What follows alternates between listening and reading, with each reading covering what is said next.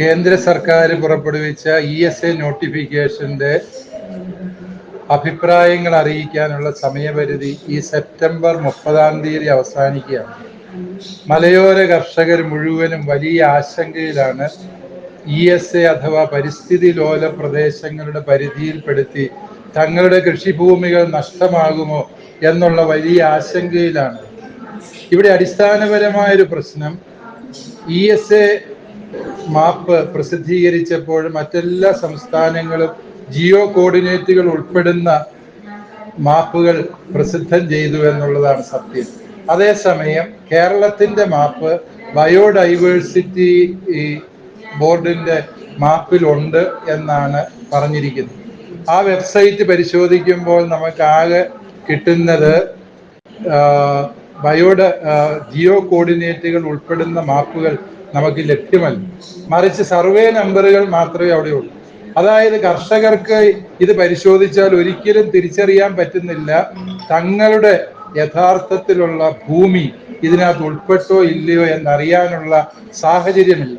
അതുകൊണ്ട് സർക്കാരിനോട് ഞങ്ങൾക്ക് ആവശ്യപ്പെടാനുള്ള ഒന്നാമത്തെ കാര്യം, ഈ ജിയോ കോർഡിനേറ്റുകൾ ഉൾപ്പെട്ട യഥാർത്ഥ മാപ്പ് പ്രസിദ്ധം ചെയ്ത് അത് ആളുകൾക്ക് അവൈലബിൾ ആക്കുകയും അതിനുശേഷം 50 ദിവസം ഈ പരാതികൾ സമർപ്പിക്കാനുള്ള അവസരം നൽകുകയും ചെയ്യണം. ഇത് ഉദ്യോഗസ്ഥരുടെ ഇഷ്ടാനിഷ്ടങ്ങൾക്കും അവരുടെ ദയാദാക്ഷിണ്യങ്ങൾക്കും കർഷകരെ ബലിയാടാക്കുന്ന ഒരു ഗതികേടിലേക്കാണ് ഇപ്പോൾ കാര്യങ്ങൾ നീങ്ങുന്നത് എന്നുള്ളത് ഏറെ ദുഃഖകരമായ വസ്തുതയാണ്.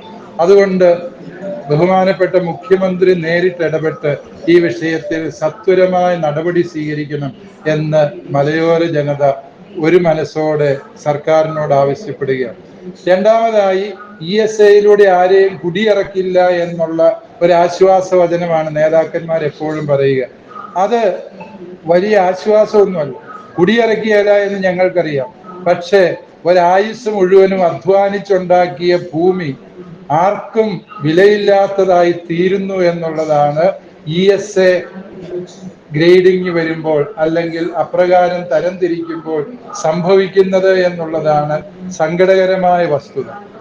ഇപ്പോൾ തന്നെ ESAയിൽ ഉൾപ്പെട്ട വില്ലേജുകളുടെ കൃഷിഭൂമിയുടെ മൂല്യം 10-1 ചുരുങ്ങിയെന്ന് മാത്രമല്ല, ആർക്കും അത് വേണ്ടാത്ത അവസ്ഥയെത്തി. ഈ ഒരു ഗതികേട് അവസാനിപ്പിക്കണമെങ്കിൽ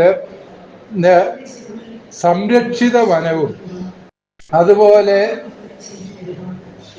വേൾഡ് ഹെറിറ്റേജ് പദ്ധതിയിൽ ഉൾപ്പെട്ടതുമായ ഭൂപ്രദേശങ്ങൾ ഒഴിവാക്കിക്കൊണ്ട് ബാക്കിയെല്ലാം ESAയുടെ പരിധിയിലല്ല എന്നുള്ള വ്യക്തമായ നിർദ്ദേശം സർക്കാരിന്റെ ഭാഗത്തു നിന്നുണ്ടാകേണ്ടതുണ്ട്. എന്ന് മാത്രമല്ല, ESAയിൽ ഉൾപ്പെട്ട വില്ലേജും പഞ്ചായത്തും സെപ്പറേറ്റ് ഒരു ഫോറസ്റ്റ് വില്ലേജായി പ്രഖ്യാപിക്കുക. കൃഷിഭൂമി ഉൾപ്പെടുന്ന സാധാരണക്കാരന്റെ ഭൂമി ഉൾപ്പെട്ട പ്രദേശം ഈ 131 വില്ലേജുകളിലും റവന്യൂ വില്ലേജായി പ്രത്യേകം അടയാളപ്പെടുത്തുകയും ചെയ്യുക.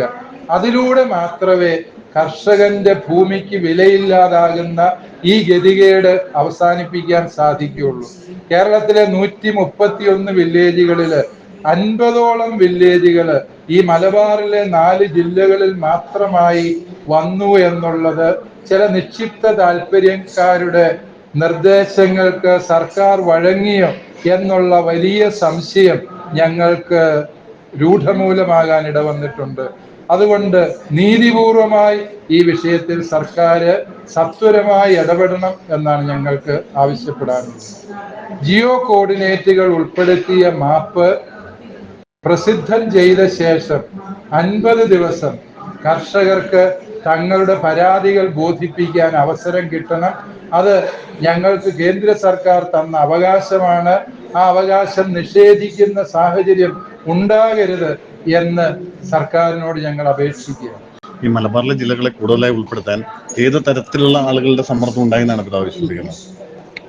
അത് രാഷ്ട്രീയപരമായ സമ്മർദ്ദങ്ങൾ ഉണ്ടായിട്ടുണ്ടാകാം. കാരണം നേരത്തെ ഉൾപ്പെടുത്തിയ വില്ലേജുകളിൽ നിന്ന് ഏകദേശം 30ഓളം വില്ലേജുകൾ ഒഴിവാക്കപ്പെട്ടു എന്നുള്ളത് സത്യമാണ്. ഒഴിവാക്കുന്നതിനെ ഞങ്ങൾ പൂർണ്ണമായും സ്വാഗതം ചെയ്യും. പക്ഷേ ആ മാനദണ്ഡങ്ങൾ പ്രകാരം 40ഓളം വില്ലേജുകൾ ഒഴിവാക്കിയപ്പോൾ സമാന മാനദണ്ഡങ്ങളുള്ള മലബാറിലെ വില്ലേജുകൾ അവഗണിക്കപ്പെട്ടു എന്നുള്ളതിലാണ് ഞങ്ങൾക്ക് പരാതി. ഏതെങ്കിലുമൊക്കെ വില്ലേജുകൾ ഒഴിവാക്കിയതിനെ ഞങ്ങൾ സ്വാഗതം ചെയ്യുന്നു, അതിനെക്കുറിച്ച് ഞങ്ങൾക്ക് പരാതിയില്ല. മറിച്ച് ഈ സമാന മാനദണ്ഡങ്ങൾ വെച്ച് മലബാറിലെ വില്ലേജുകളെ ഈ ഒരു അപകടത്തിൽ നിന്ന് രക്ഷിക്കാമായിരുന്നിട്ടും എന്തുകൊണ്ട് സർക്കാർ അതിന് മുൻകൈ എടുക്കുന്നില്ല എന്നുള്ളതാണ് ഞങ്ങളെ ആശങ്കപ്പെടുത്തുന്നത്. പക്ഷെ ഇതിന്റെ സമയം അടുത്ത ദിവസം കഴിയുകയാണ്. ഞാനിപ്പോൾ കേന്ദ്ര സർക്കാരും കൂടി വിചാരിക്കണ്ടേ ഇതിന്റെ ഈ 50 ദിവസം ഇനി ഒരു ഡിസ്റ്റൻസും അല്ലെങ്കിൽ ഈ മാപ്പിൽ ഇത് ആഡ് ചെയ്യണമെങ്കിൽ തന്നെ? അത് കേരള സർക്കാർ കേന്ദ്ര സർക്കാരിനോട് ആവശ്യപ്പെടുകയാണ് ചെയ്യേണ്ടത്.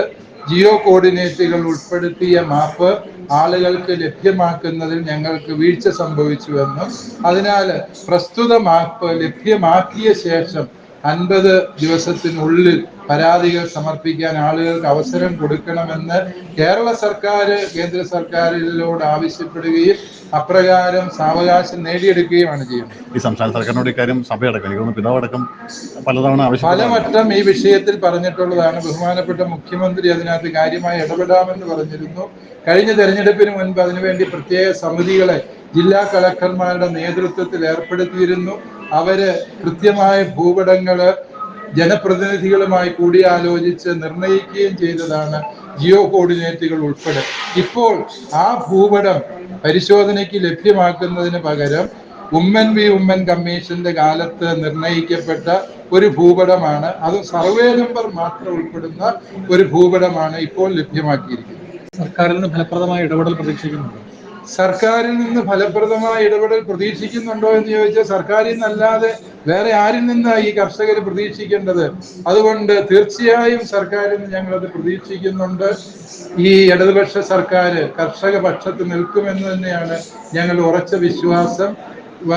ഇല്ല എങ്കിൽ വളരെ ശക്തമായ പ്രക്ഷോഭ പരിപാടികളിലൂടെ മലയാളി കർഷകർ കടന്നു പോകാൻ നിർബന്ധിതരാവുകയാണ്.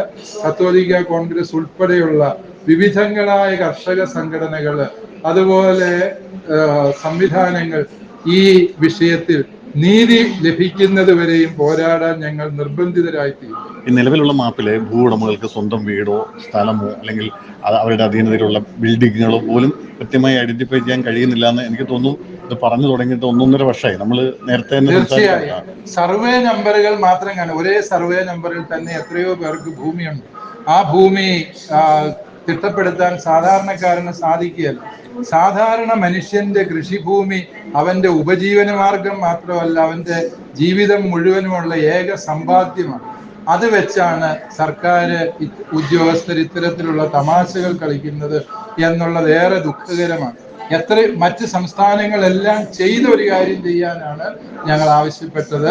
പക്ഷെ അത് ഇവിടെ ചെയ്യുന്നില്ല എന്നുള്ളത് വളരെ അപലപനീയമാണ്. എന്തുകൊണ്ടാണ് അങ്ങനെ ഒരു നിസ്സംഗത ഉണ്ടാവുന്നത് എന്നാണ് കരുതുന്നത്? നിസ്സംഗത ഉണ്ടാകാൻ കാരണം അത് ഉദ്യോഗസ്ഥര് വേണ്ട രീതിയിൽ സർക്കാരിനെ കാര്യങ്ങൾ ബോധ്യപ്പെടുത്തുകയോ കർഷകരുടെ ആശങ്കകൾ പരിഹരിക്കുകയോ ചെയ്തിട്ടില്ല. മുഖ്യമന്ത്രി കഴിഞ്ഞ തവണ മുൻകൈ എടുത്ത് ജിയോ കോർഡിനേറ്റുകൾ ഉൾപ്പെടെയുള്ള മാപ്പ് തയ്യാറാക്കാൻ നിർദ്ദേശം കൊടുത്തു.